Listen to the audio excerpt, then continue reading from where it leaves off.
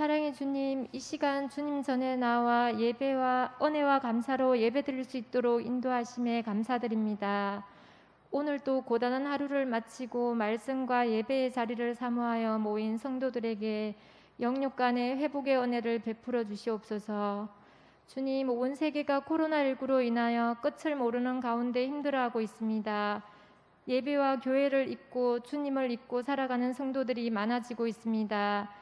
긴 시간 예배와 교육에 어려움을 겪고 있지만 코로나의 상황을 넘어 하나님의 방향을 보게 하시고 하루빨리 일상생활로 돌아갈 수 있도록 주님 긍휼과 은혜를 베풀어 주시옵소서.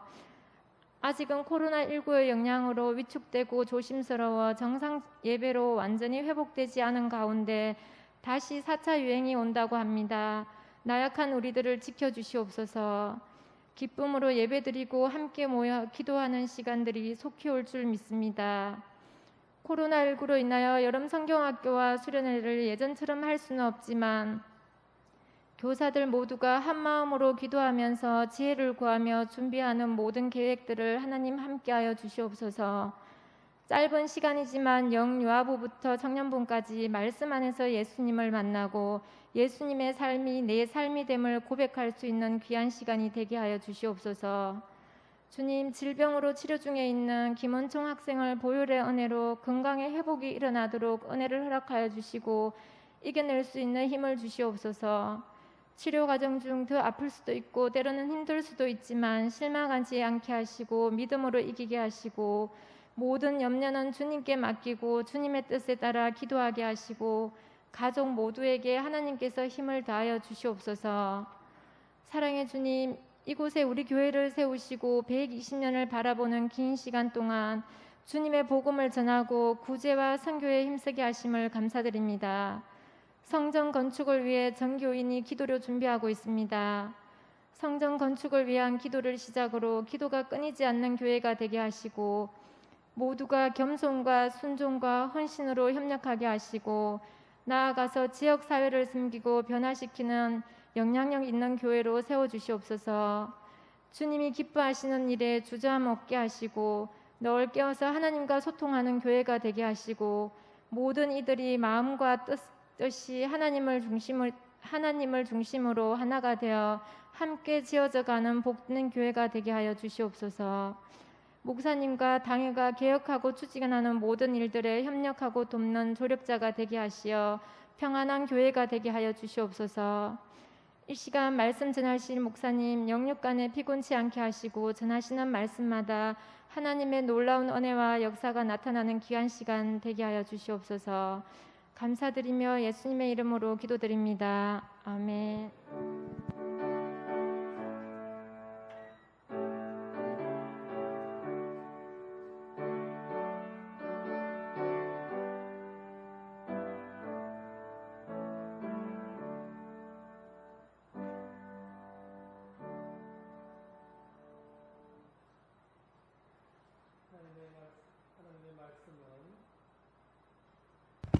하나님의 말씀은 열왕기상 7장 전부 다 읽어야 되는데 양이 좀 많죠. 그래서 일단 7장 13절 14절 이렇게만 읽고 본문 보면서 같이 나누도록 하겠습니다. 7장 13절 14절 함께 나누겠습니다. 솔로몬 왕이 사람을 보내어 히람을 두로에서 데려오니 그는 납달리 지파 가부의 아들이요 그의 아버지는 두로 사람이니 놋세 대장장이라. 이 히람은 모든 놋 일의 지혜와 총명과 재능을 구비한 자더니 솔로몬 왕에게 와서 그 모든 공사를 하니라. 아멘. 오늘은 이 7장 말씀을 우리가 나누게 되는데요. 7장 1절에서 12절까지 내용은 솔로몬 궁전을 완성하는 그런 내용입니다. 지금까지 솔로몬이 성전을 지었는데 성전을 7년에 짓고 나서 이제 13년에 걸쳐서 13년 동안 자기가 살 왕궁을 건설하게 됩니다. 그 7절에서부터 7장 1절부터 12절까지 내용이 바로 성전 건축에 관한 내용으로 나누어져 있습니다. 레바논 숲에서 백항목을 가져다가 길이가 45m, 너비가 22.5m, 높이가 13.5m의 크기로 성전을 건축하고 13년이 걸렸어요. 그리고 그 솔로몬 궁정에는 사법을 관장하는 법원을 짓고, 그리고 아내를 맞이할 바로의 딸을 위해서 궁을 하나 더 지었습니다. 비용을 조금도 아끼지 않고 기초부터 지붕까지 안과 밖의 모든 것을 정확하게 다듬은 고급 석재로 해서 성전을 지어요. 그런데 사실은 솔로몬이 왕궁을 성전보다 더 거창하게 거대하게 13년 동안 짓거든요. 그런데 이렇게 큰 성전을 지은데도 왕궁을 지은데도 불구하고 솔로몬의 왕궁을 지었는 것에 대해서는 좋은 평가를 내리지 않습니다. 사실 솔로몬이 정치 초반기에, 후반부에는 굉장히 솔로몬이 정치적으로 위기에 또한 실수를 많이 합니다. 여러 번의 실수를 하게 되는데, 초반 그 성전을 짓는 것까지 솔로몬은 그래도 하나님의 뜻을 따라서 행동했던 그런 왕이라고 평가를 합니다. 그것이 바로 솔로몬이 성전을 지은 이유 때문이에요. 그 전에 사실 솔로몬이 평가가 지혜의 왕이다 해서 창녀 한 사람의 그 아픈 신음소리를 귀를 기울였던 아주 지혜로운 왕이었고, 또 인사 문제에 있어서도 전문가를 등용하고 서열이라든지 지파별로 이렇게 분배를 잘해서 그렇게 인사 문제를 단행하고, 뿐만 아니라 세금에 관련해서도 분배를 가난한 사람과 부유한 사람을 잘 나누어서 거기에 맞게 분배를 하는 등, 사실은 솔로몬이 굉장히 초반기에는 아주 뛰어난 정치력을 발휘했습니다. 그런데 솔로몬의 이러한 많은 일들이 있었지만 단 한 가지 일 빼놓고는 솔로몬에 대한 칭찬이 없어요. 그 한 가지가 뭐냐 하면, 솔로몬에 대한 칭찬 한 가지가 뭐냐 하면 바로 하나님의 전인 성전을 그가 지었다는 겁니다. 이 일 외에는 솔로몬에게 대해서 그렇게 크게 드러나게 좋은 평가가 없습니다. 특히 오늘 본문의 7장 1절에서부터 12절까지 성전 건축에 대한 내용에 대해서 비교해 보자면, 이 왕궁에 대한 이야기는 그냥 언급만 하고 넘어갈 정도로 그렇게 하나님은 관심이 없었어요. 그래서 하나님의 관심은 오직 솔로몬이 성전을 건축하는 데 있었다는 것을 우리가 알 수가 있습니다.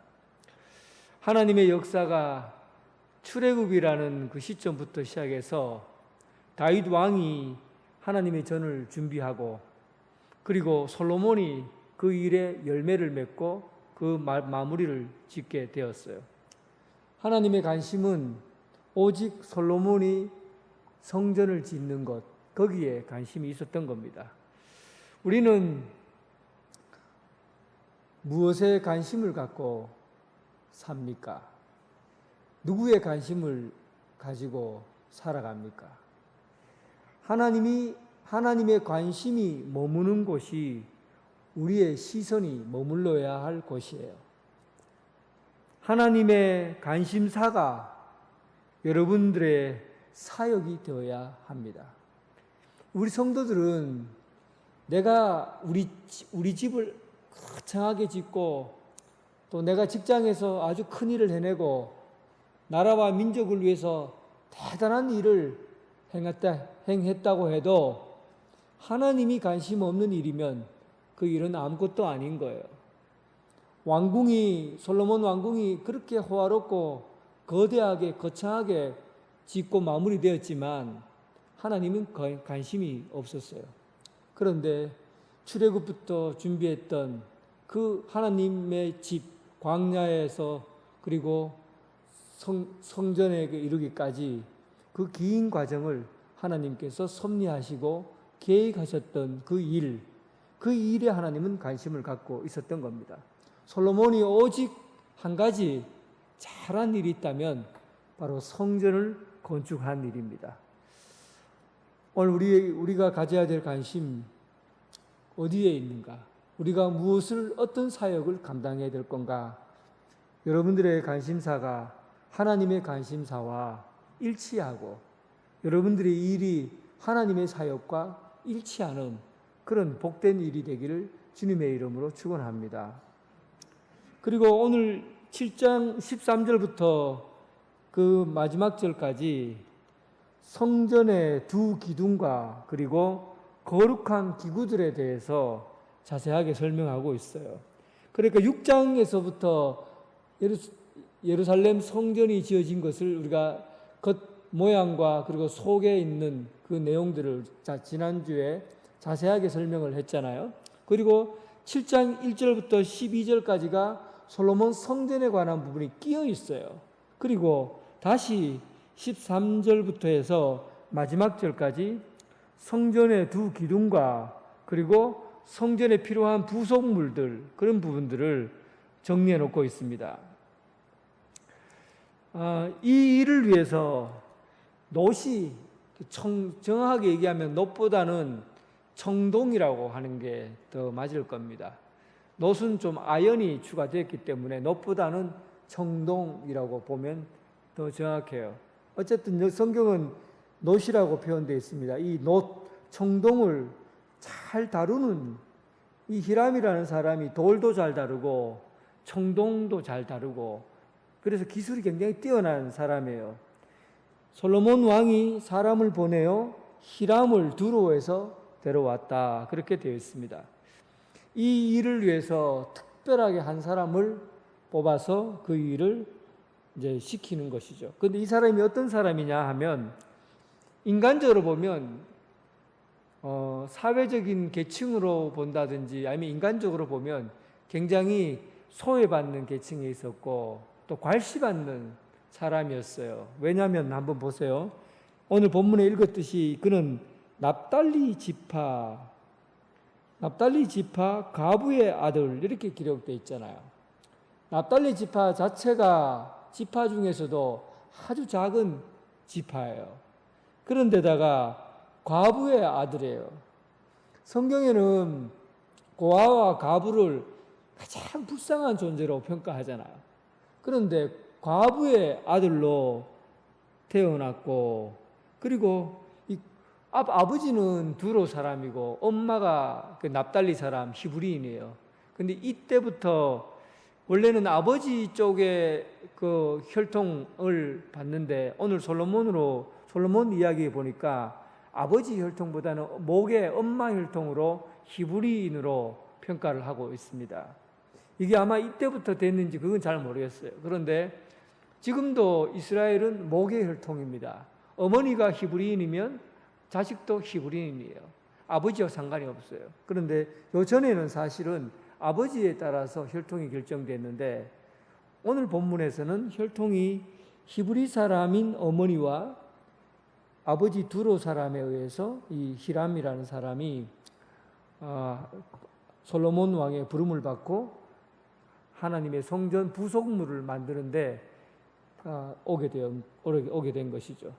이 히람은 히람 왕과 동명이인이에요. 이름이 같지만 다른 사람입니다. 히람 왕과 또 오늘 여기 히람은 다른 사람이에요.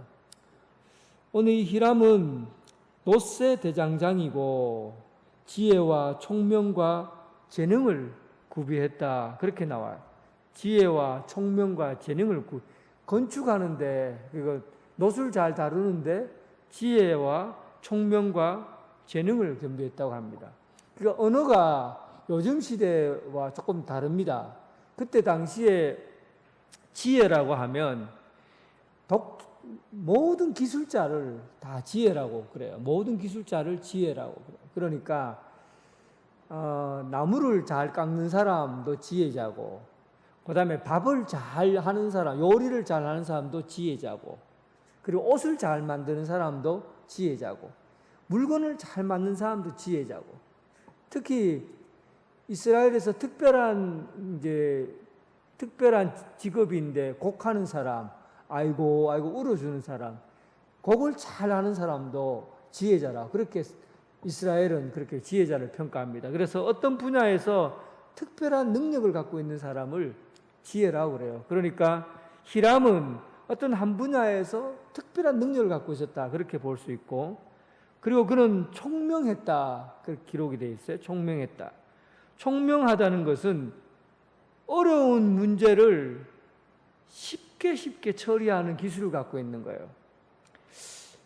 제가 이제 시골에서 집을 제가 지어봤어요. 뭐 돈을 그렇게 많이 들이진 않았지만 아버지가 살 집이라서 집 겉에만 하고는 그 내장은 뭐 돈이 없어서 그냥 몸으로 때운다고 그냥 집을 짓는 일을 제가 도왔습니다.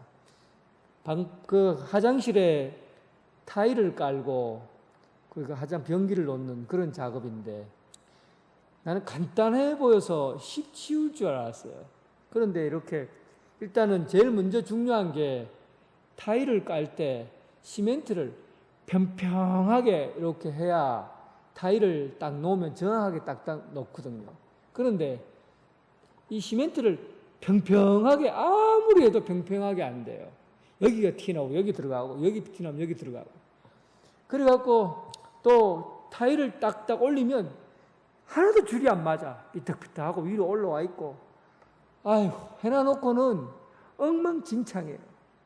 그런데 기술자가 하는 걸 딱 봤는데 저는 막 땀을 뻘뻘 흘리면서 하루 종일에도 딱딱 못 맞추는 일을 그냥 이 사람은 쓱쓱쓱쓱 하니까 수평이 쫙 맞고 툭툭툭툭 던지고 탁탁탁 하면 딱딱딱 아구가 맞아갖고 평평하게 되는 거예요.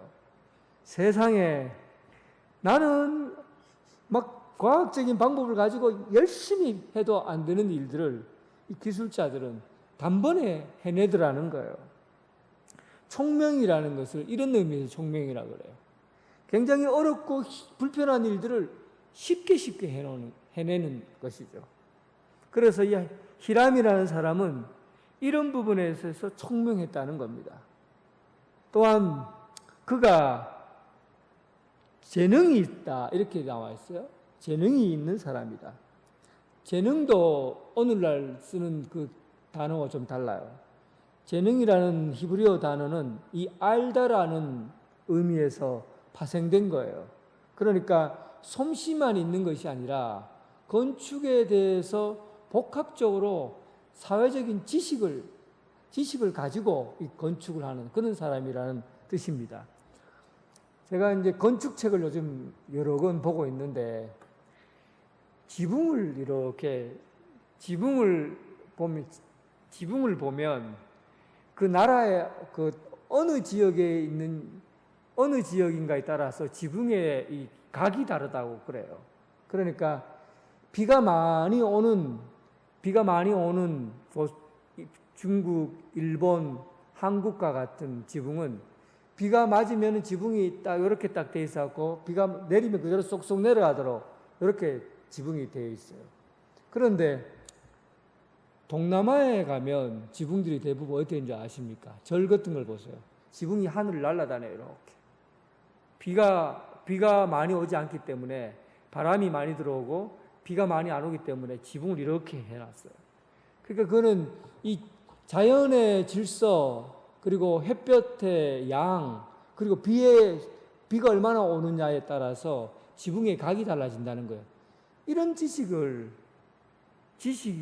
이 건축이라든지 또한 이런 부분에서 활용이 되는 것이죠. 그래서 히람이라는 사람은 재능이 있는 사람이었다는 겁니다. 이가 나중에 여러분 그 물두멍을 제작하잖아요. 물두멍을 제작하는데 히람이라는 사람이 제작한 물두멍은 다른 물두멍하고 다릅니다. 이 성전에서 만드는 물두멍은 세수대야잖아요. 세수대야인데 이 세수대야에 이게 엄청나게 크거든요. 물이 1톤 가량 들어가야 될 세수대야입니다. 물두멍이 솔로몬 성전에 있던 물두멍은. 그래서 그것을 움직이고 또 옮기고 할 때 물이 쏟기면 안 되니까 이 히람은 거기다가 놋으로 바퀴를 만들어요. 네 바퀴를 만들어서 그 수레가 이 끌듯이 이렇게 해서 물두멍을 만듭니다. 이 히람이 만든 작품이에요. 아주 뛰어나죠. 창의력이 뛰어난 사람이에요. 그러니까 이 히람이라는 이 사람은 굉장히 총명하고 지혜가 있었고 재능이 있는 사람이었다는 겁니다. 그래서 이런 솔로몬이 능력 있는 사람을 사용해서 성전 건축 부속물을 만드는데 활용을 한 것이죠. 그리고 이 히람이라는 사람은 유대인의 어머니와 두로 사람 사이에서 태어난 호녀라잖아요. 그리고 뿐만 아니라 납달리 가부의 아들이라고 소개했기 때문에 굉장히 사회적으로 천대받는 사람이었고 손가락질 당하는 그런 사람이었어요. 그런데 그가 가진 재능과 그리고 총명함과 지식이 얼마나 그 은사를 하나님이 주신 그 은사를 최선을 다해서 다듬고 훈련했든지 하나님께서는 그 약하고 부족한 사람을 들어서 하나님의 집 성전의 많은 부분을 차지하는 그 일들을 감당하도록 그를 사용하고 쓰셨다는 겁니다. 우리가 하는 일에 갈고 닦아 최선을 다해서 만들어진 사람은 그 일을 하나님께서 사용하신다는 것이죠. 그가 만든 작품 중에서 성전에 녹기둥이 있습니다. 그림 한번 잠깐 보세요. 한번 보여주시죠.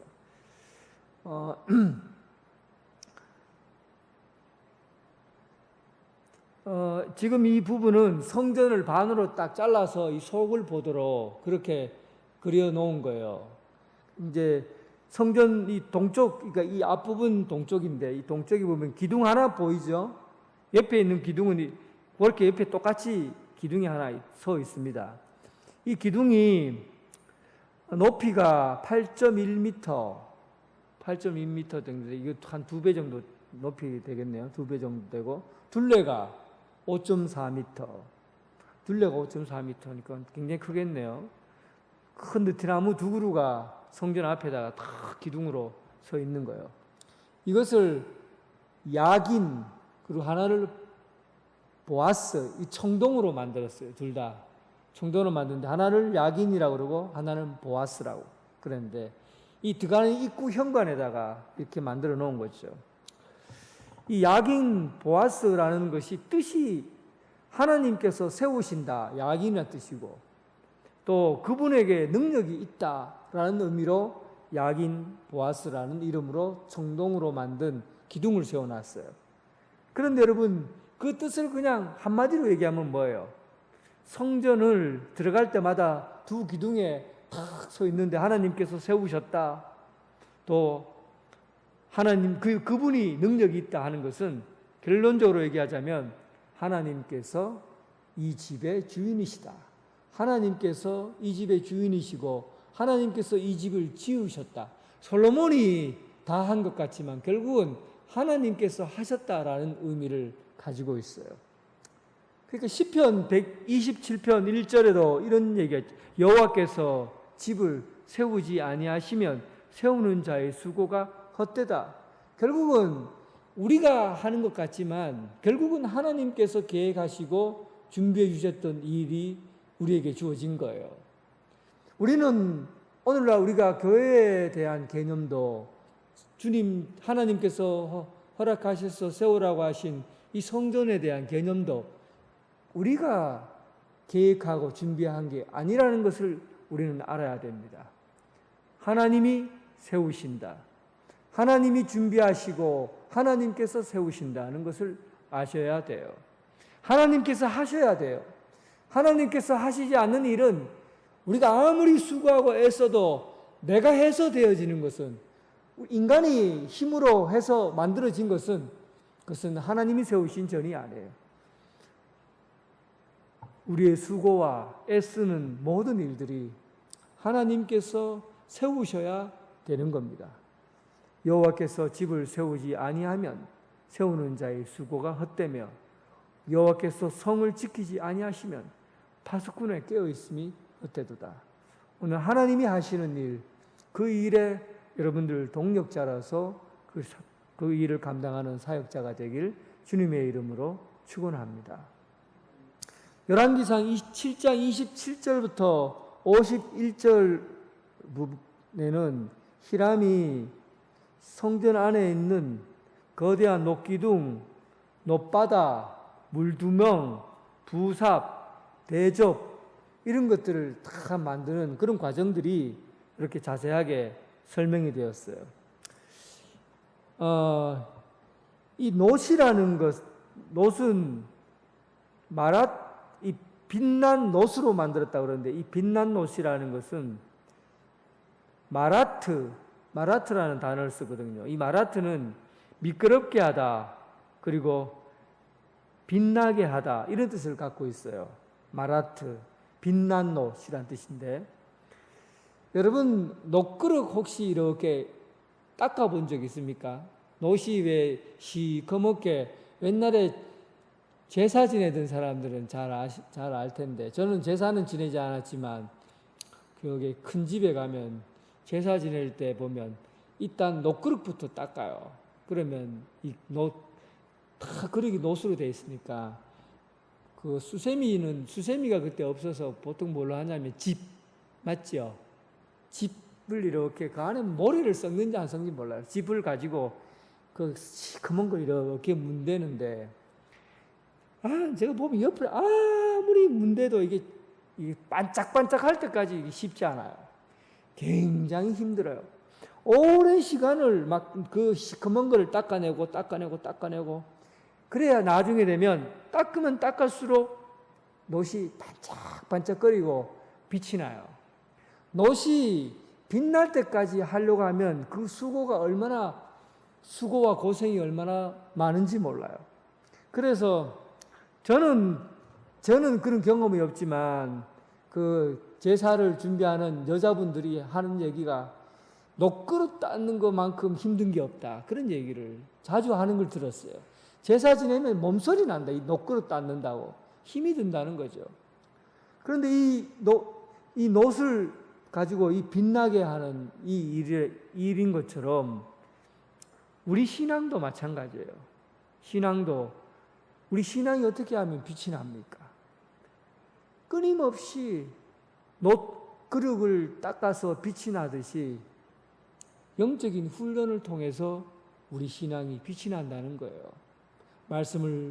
말씀을 통해서 훈련받고, 기도를 통해서 훈련받고, 섬기는 봉사, 섬기는 훈련, 끊임없이 훈련의 과정을 통해서 우리 신앙이 빛이 나는 거예요. 여러분, 신앙생활이 그냥 가만히 있는다고 해서 여러분들의 삶이 빛나는 것이 아니라는 겁니다. 끊임없이 훈련하고 닦고 힘써야 돼요. 예배드리고 기도하고 말씀 보고 순종하고 섬기고, 이런 꾸준하게 준비된 사람이 우리의 삶이 빛나게 되는 겁니다. 여러분, 하나님께서 우리에게 주신 이 일들을 위해서 여러분 자신을 단련하고 훈련해서 놋그릇에서 빛이 나는 것처럼 여러분들의 신앙이 빛나는 삶이 되길 주님의 이름으로 축원합니다. 그림 다시 한번 보여주세요. 그림에 나와 있는지 모르겠다. 거기에 물두멍과 놋바다가 나와 있는데, 놋바다는 저게 파란색으로 된, 이렇게 밑에 소가 동서남북으로 이렇게 받치고 있거든. 받축고 있어요. 사실은 소는 히람이 만들었지만 저거는 아주 부정적인 시각으로 보는 학자들이 꽤 많습니다. 그 소를 만들었다는 것은 이방 신전에서 사용하는 그런 것을 그대로 사용하지 않았나 뭐 그런 평가가 있어요. 그런 어쨌든 제일 앞에 보이는 저 큰 그릇이 놋바다고 그 다음에 옆에 10개 그 뒤쪽에 하나 둘 셋 원래 10개이거든요. 10개가 있는 1톤 정도 들어가는 그게 물두멍이고 저기 옆에 거기 보는 데서 왼쪽 쪽에 동쪽으로 보여 있는 것이 바로 번제단이죠. 뜰에다가 이렇게 놓아져 있는데 일단 여기 보면 물두멍이 10개예요. 그러니까 근데 저게 작은 게 아닙니다. 크게 작지 않아요. 번제물, 그러니까 염소나 그리고 소나 그리고 뭐 양이나 비둘기나 이런 거 피를 내고 하면은 털 뽑고 하고 뭐 얼마나 지저분하겠어요. 그걸 다 씻어내야 되거든요. 그걸 다 피도 씻어내고 다 씻어내기 위해서 물두멍 10개를 놔두는데 한 개 정도에 원래 한 1톤 정도가 들어간다고 그래요. 1톤 정도 들어가니까 지름이 2m 그리고 1톤 정도 양이 물이 들어가려면 지금 물두멍도 작은 게 아니네, 그죠? 작은 게 아니에요. 물두멍도 1톤이 들어가니까 굉장히 큰 편입니다. 신전에 들어가는 번제물들을 씻고 그리고 끝나고 나면 피가 막 묻었을 거 아니에요. 그 물을 사용해서 씻어내고 그러기 위해서 물두멍을 만들었습니다. 근데 저게 성전에서 사용하는 물두멍은 세숫대야만 하기 때문에 손으로 씻고 들어가면 되는데 장막에서 사용하는 거는 그렇게 크지는 않는데 여기는 성전에서 거의 움직이지 않고 움직이면 조금만 움직이고 이렇게 하니까 좀 크게 만들었어요. 또 제사가 많고 하니까 엄청나게 크게 만들었죠. 그리고 놋바다, 이 놋바다가 여러분 우리가 상상하는 것보다도 훨씬 큽니다. 놋으로 만든 놋바다 이렇게 돼 있잖아요. 이스라엘 사람들은 물이 많으면 무조건 바다라고 했어요. 물이 많다는 것을 의미하는 바다예요. 그래서 호수에도 물이 많으면 뭐라 하냐면 바다라고 그래요. 그리고 바다는 바다고 호수에 물이 많으면 바다고 그리고 큰 그릇에다가 물을 많이 넣으면 그것도 바다라고 그랬어요. 그래서 성경에 보면 신약 성경에 보면 갈릴리 호수라고 되어 있는 데가 있고 그다음에 갈릴리 바다라고 되어 있는 데가 있고 같이 번갈아 쓰고 있는 거 혹시 봤습니까? 신약 성경에 보면 갈릴리 호수, 갈릴리 바다, 긴나사렛 바다, 긴나사렛 호수, 디베라 바닷가, 디베라 호수 이렇게 같이 써요. 그러니까 이스라엘 사람들은 바다하고 뭐 호수랑 구분을 안 해요. 그러니까 물이 많으면 무조건 바다예요. 그래서 이 놋바다라는 것은 얼마나 물을 많이 담았으면 그것은 물두멍이라고 그러지 않고 놋바다라고 했겠냐는 겁니다. 이 계산을 해보니까 놋바다에 물이 얼마나 들어가냐면 45,400리터를 담을 수 있답니다. 계산이 안 되죠. 그러면 45,400리터를 톤으로 계산해 보니까 45톤. 와, 엄청 크죠?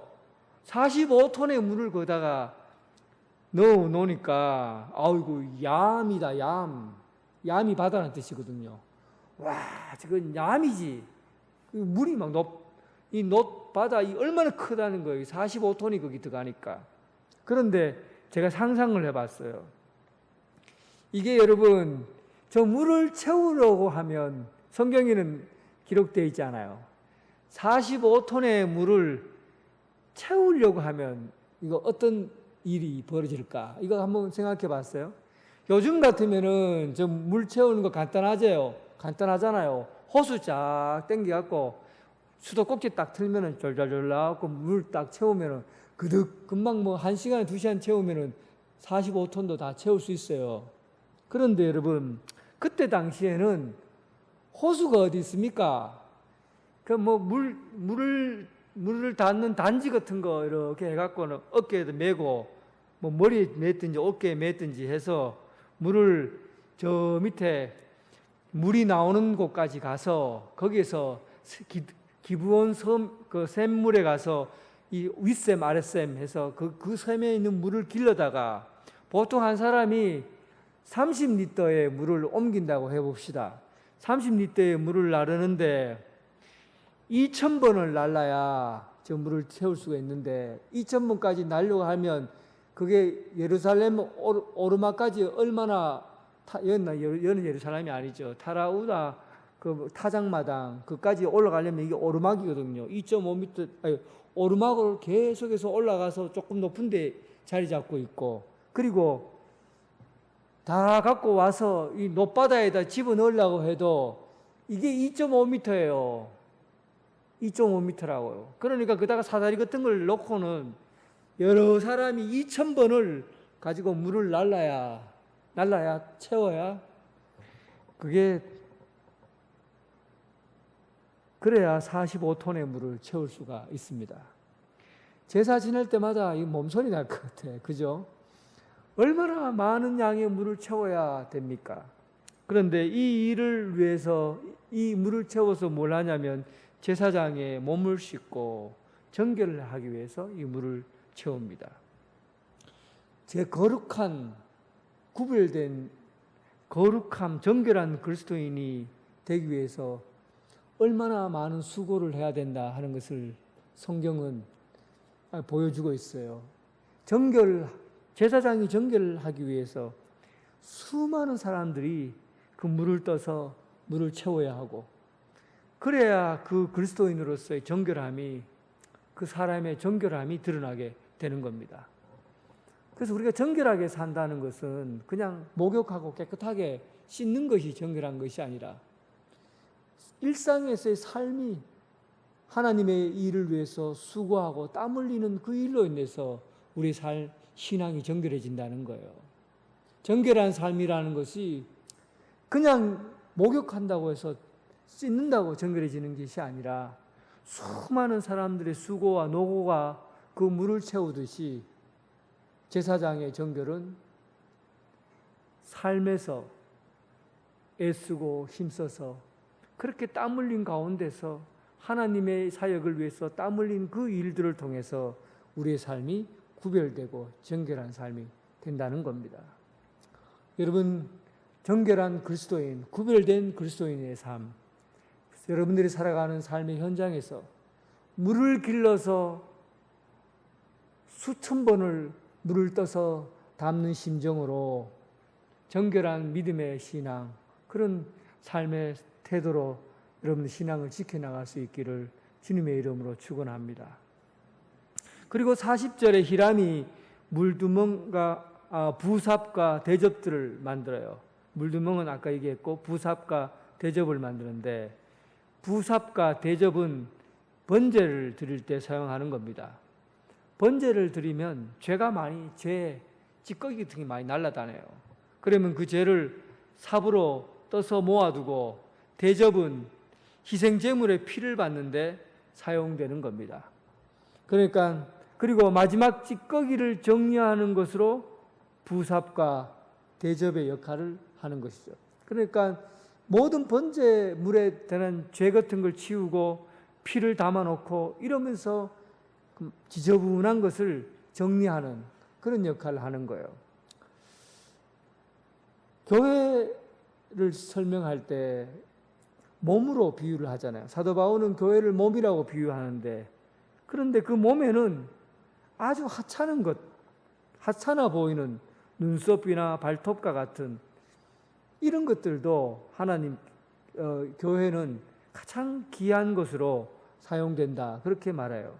교회라는 교회는 몸인데 몸에 있어서 아주 작고 그리고 사소한 것도 교회를 이루기 위해서 자기 역할을 감당할 때 자기가 하고 있는 그 일들에 대해서 최선을 다할 때 몸은 하나가 되고 아름다운 교회의 모습을 지니게 된다는 겁니다. 우리가 생각할 때 부삽과 대접과 같은 그런 일들을 하는 것, 뒷마무리를 하고 교회의 마지막 아주 남들이 하지 않는 그런 일들을 몸으로 하면서 내가 부삽과 대접과 같은 그런 일을 해도 그 일이 교회를 세워가는데 가장 아름다운 공동체로 세워지는 일이라는 사실이에요. 교회 일 그리고 하나님의 일들은, 주님께서 우리에게 맡기신 일들은 아주 작은 일도, 아주 하찮게 보이는 일도 하찮은 것이 아니고 귀하고 소중하다는 사실. 여러분들이 맡은 어떤 일도 주님을 위해서 하는 일이라면 그 일들이 가장 소중하고 귀한 일이라는 것을 여러분들 아셔야 됩니다. 부삽과 대접과 같은 역할을 해도 마무리를 잘 할 수 있는 깨끗하고 순결한 일을 하는 그런 자기 역할을 감당하는 그런 일이라는 사실이에요. 그리고 48절, 50절에 보면 이 50절에 돌적기가 나옵니다. 50절 한번 읽어보겠습니다. 50절 같이 한번 읽어보겠습니다. 또 정금 대접과 불집게와 주발과 숟가락과 불을 옮기는 그릇이며 또 내소 곧 지성소의 문의 금 돌적기와 성전 곧 외소 문의 금 돌적기더라. 이 성전의 내부는 하나님의 임재가 임하는 특별한 장소예요. 그래서 성전의 내부는 전부 다 뭘로 만드냐면 백항목에다가 거기다 다 금을 입혔어요. 그래서 성전 내부는 전부 다 금으로 되어 있어요. 하나님의 임재가 임하는 것이 가장 귀한 것으로 금을 입혔는데 오늘 본문 50절에서 외소문에 문과 문을 연결하는 금 돌적기에도 금으로 칠해 놓았다. 그렇게 기록되어 있습니다. 돌적기는 문을 이렇게 열고 닫을 수 있도록 이렇게 움직일 수 있도록 만들어 놓은 거예요. 그러니까 잘 보이질 않아요. 문을 열고 닫는 데 있는 거니까 닫을 수 있도록 그 문고리라고 하기도 그렇고 문을 열고 닫을 수 있도록 그게 하여튼 뭐 그런 건데 그래서 아주 사소한 거예요. 잘 보이지도 않아요. 문고리 한 짝인데 그거를 잘 보이지도 않는데 거기에다가 금으로 이렇게 칠해서 돌적기는 금으로 칠해라고 그렇게 성경은 기록하고 있습니다. 그냥 지나칠 수도 있고 넘어갈 수도 있어요. 그런데도 불구하고 돌적기에다가 금을 칠하라고 그렇게 기록되어 있습니다. 이 부분이 굉장히 눈에 들어오더라고요. 세상에 왜 이 부분을 강조해서 금을 칠하라고 했을까 하는 겁니다. 보통 우리는 그렇잖아요. 그냥 사람들이 안 보는 곳, 그냥 지나치는 곳에는 대충 사람을 의식해서 사람 보기에만 좋도록 하고 사람이 보지 않는, 사람의 눈에 띄지 않는 곳에는 그냥 청동으로 하든지 하면 되지 꼭 금으로 이렇게 해야 될 이유가 없는 것이죠. 그래서 사람을 의식하게 되면 우리는 거기다 그냥 대충 해도 되는 그런 부분이에요. 그런데 금 돌적기라고 기록된 것은 사람이 보지 않는다고 해서 하나님께서 보지 않는 것이 아니라는 사실이에요. 남들이 보지 않는다고 해서 하나님이 안 보는 것은 아니라는 겁니다. 그러니까 언제나 하나님을 의식하고 살라는 거예요. 하나님이 오늘 여기서 우리와 함께 계시고 지금 내가 하고 있는 사소한 일조차도 하나님이 보고 계시다라는 그 관점으로 보라는 겁니다. 대충 해도 괜찮아요. 사람들이 보지도 않아요. 잘 보이지도 않는 곳에 금으로 칠해줄 이유가 없는 거예요. 그런데 금돌적기라고 기록하고 있는 것은 하나님의 눈치를 보고 하나님 앞에서 우리의 삶을 결정하라는 겁니다. 우리 인생에서 하찮은 것은 없어요. 언제나 하나님이 보고 계신다. 하나님의 눈치를 보고 여러분 삶의 자세와 행동을 하라는 겁니다. 사람 보고 하지 마세요. 사람 보고 하지 마세요. 릴레이 기도한다고 했을 때 누가 보면은 하고 누가 안 보면 안 하고 그럴 필요 없지요. 어떤 일을 맡겨도 하나님이 돌로 만든 돌적이에도 금을 입혔듯이 우리가 하고 있는 아주 사소한 일조차도 하나님이 보고 계시다는 하나님에 대한 관심, 하나님에 대한 눈치, 이것이 우리가 살아가야 될 삶의 태도입니다. 코람데오라고 하죠.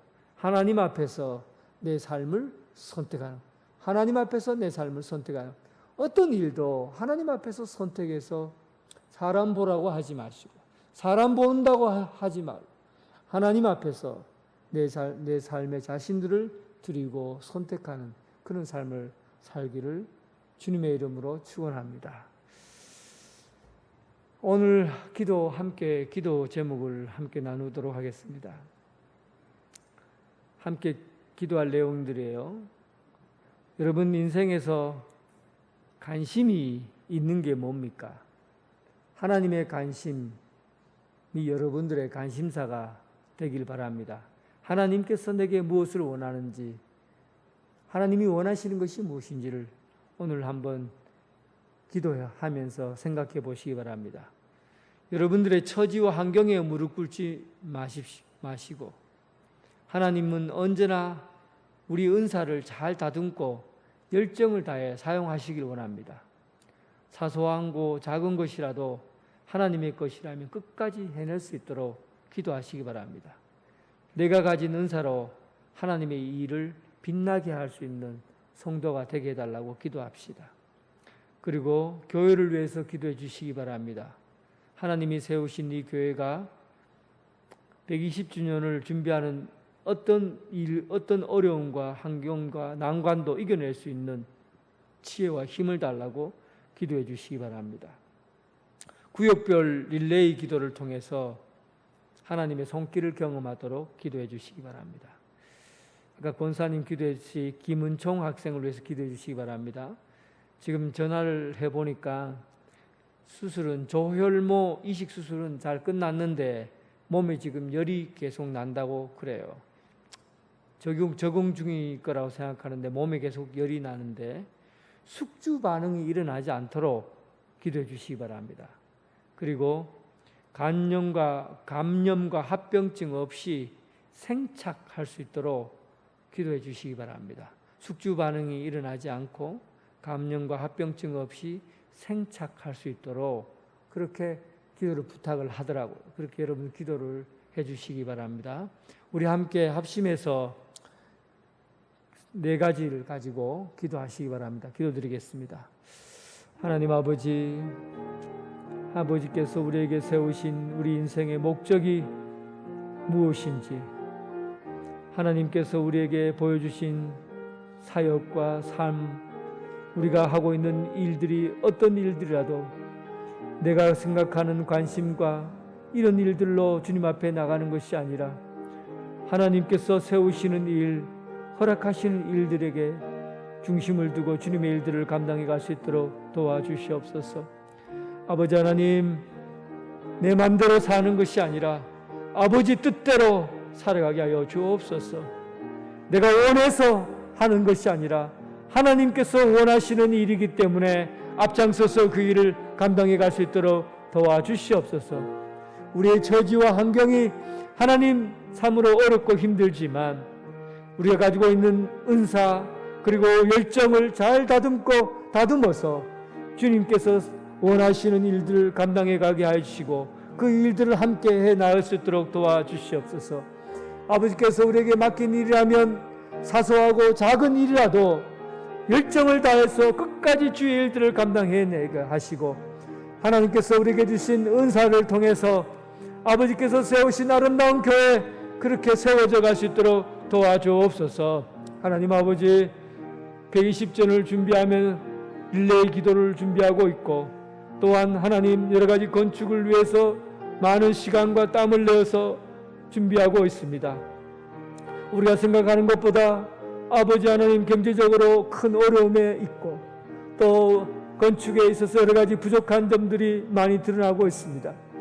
우리가 할 수 있는 것들은 점점 작고 부족하지만 하나님께서 지혜를 주셔서 아버지께서 원하시는 대로, 아버지께서 바라시는 그 일들대로 하나님 출애굽에서 솔로몬 다윗에게 이르는, 솔로몬에 이르는 그 열매를 맺어 성전을 건축했듯이 오늘 우리에게도 하나님의 일들을 감당할 수 있도록 성전이 지어져 가게 하여 주옵소서. 하나님 아버지, 아버지께서 지어진 교회가 하나님 연장소리, 철소리, 어떤 소리도 나지 않듯이 우리가 하나님 서로 사랑하며 뜻을 모으고 한 마음으로 깨끗하게 순조롭게 주님의 일들을 감당해 갈 수 있도록 도와주옵소서. 아버지 하나님, 김은총 학생을 위해서 기도합니다. 조혈모 이식수술이 잘 끝났습니다. 하나님께서 끝나게 해주셔서 감사합니다. 그러나 몸에 아직도 열이 나고 몸이 적응 중에 있습니다. 아버지, 숙주 현상이 일어나지 않도록 도와주시고 감염과 합병증 없이 생착할 수 있도록 주님 도와주옵소서. 하나님 아버지, 어릴 때부터 겪는 이 고난의 힘든 과정을 통해서 아버지의 딸이 하나님께서 쓰시는 아버지 귀한 딸로, 주님께서 세우시는 그 딸로 아버지 자라나게 하시고 그렇게 복되게 성장해 갈 수 있도록 도와주옵소서. 온 성도들이 합심해서 기도하는 우리의 기도를 들어주시고 아버지의 기도를 통해서 성령님께서 임재하셔서 우리의 삶이 하나님께 온전히 드려지게 하여 주옵소서. 하나님 아버지, 솔로몬이 왕궁을 13년 동안이나 짓고도 그가 세운 여러 가지 사역에 큰 영광스러운 일이 있어도 그 모든 일들은 하나님의 관심에서 벗어난 일이지만 오직 하나님께서 세우고자 했던 하나님의 전 성전을 건축하는 일에 있어서 출애굽부터 시작해서 다윗과 그리고 솔로몬에 이르기까지 그 거대한 하나님의 사역이 완성되었듯이 하나님의 관심, 하나님의 뜻, 하나님의 섭리에 순종하며 그 일을 위해서 우리가 사역을 감당하게 하여 주옵소서. 우리가 처해 있는 환경과 처지가 우리를 어렵게 하는 일들에 방해가 되고 어려움에 봉착해 있습니다. 하나님, 환경에 무릎 꿇지 않게 하시고 오직 믿음으로 이겨내고 승리하게 하여 주옵소서. 믿음의 분량만큼 또 신앙의 분량만큼 우리가 이 일들을 크게 감당해 낼 수 있도록 성령님 도와 주옵소서.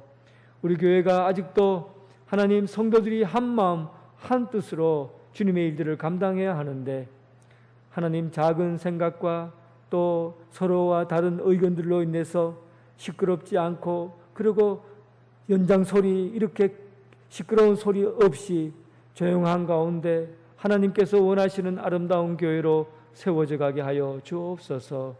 사랑하는 딸 김은총, 하나님이 이 딸을 기억해 주셔서 조혈모 이식 수술이 은혜 가운데 잘 끝나게 하시고 몸이 열이 나고 지금 적응 중에 있지만 숙주 현상이 일어나지 않도록 주님 도와주시고 감염과 합병증 없이 잘 생착할 수 있도록 도와주옵소서.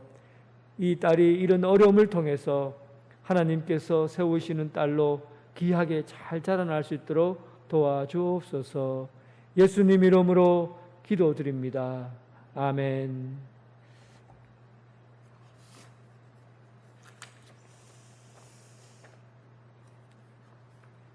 예, 함께 지어져가는 교회를 위해서 구역별 릴레이 기도가 계속되고 있습니다. 기도표에 정해진 대로 정해진 시간과 날짜를 기억해 주셔서 가능하면 교회에서 기도하시고 교회에 오실 수 없는 분들은 각 가정에서 기도해 주셔도 되겠습니다. 12일부터 24일까지 아직도 빈자리가 남아 있습니다. 빈자리 구역별로 다 채우시기를 부탁드리겠습니다. 찬송가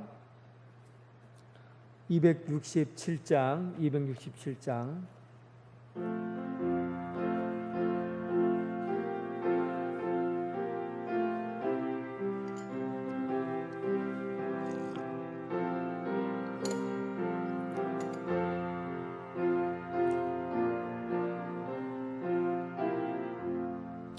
주의 확실한 약속의 말씀 듣고 주만 믿으면 구원을 얻으리라. 할렐루야 할렐루야 내가 예수를 믿어 그의 흘리신 피로 내 죄 씻었네. 할렐루야 할렐루야 내가 예수를 믿어 그의 흘리신 피로 내 죄 씻었네. 나의 갈 길이 험하고 위험하나 항상 예수의 도우심 믿고 가네. 할렐루야 할렐루야 내가 예수를 믿어 그의 흘리신 피로 내 죄 씻었네. 할렐루야 할렐루야 내가 예수를 믿어 그의 흘리신 피로 내 죄 씻었네. 주의 보좌에 천사들 둘러서서 우리 구주를 높이어 찬양하네. 할렐루야 할렐루야 내가 예수를 믿어 그의 흘리신 피로 내 죄 씻었네. 할렐루야 할렐루야 내가 예수를 믿어 그의 흘리신 피로 내 죄 씻었네. 가왕들도 반열대로 황금길 따라 아와 찬송하네. 할렐루야 할렐루야 내가 예수를 믿어 그의 흘리신 피로 내 죄 씻었네. 할렐루야 할렐루야 내가 예수를 믿어 그의 흘리신 피로 내 죄 씻었네. 우리 모두 다 그 반을 뒤따르며 함께 즐거운 찬송을 부르리라. 할렐루야 할렐루야 내가 예수를 믿어 그의 흘리신 피로